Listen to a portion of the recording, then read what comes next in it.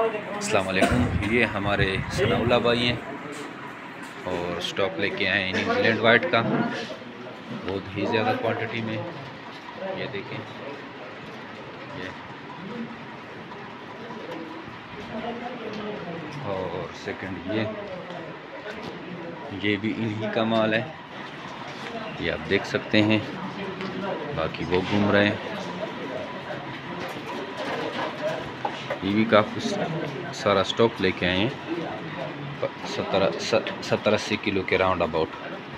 तो आप भी आइए जो मेरे बेट फार्मिंग पाकिस्तान का हिस्सा बने। जैसे आप देख सकते हैं कि कितने सारे लोग डेली बेसिस पे आकर मुनाफा कमा रहे हैं, और आपको डेली बेसिस पे मैं वीडियो में भी दिखाता रहता हूं कि लोग आते हैं और एक छोटे से इन्वेस्टमेंट कोई एक जोड़ा लेके जाता है और इस तरह लाख रुपए कमाते हैं। 1.5-2 लाख का बिल उसका इजीली 15-20 दिन बाद बनता है, एक छोटे फार्मर का। और जो बड़े लेवल पे कर रहे हैं वो अल्हम्दुलिल्लाह करोड़ों में कमा रहे हैं। तो आप भी आइए जो मेरे बेट फार्मिंग पाकिस्तान का हिस्सा बने और घर बैठे लाखों रुपए मुनाफा हासिल करें। थैंक यू, अस्सलाम।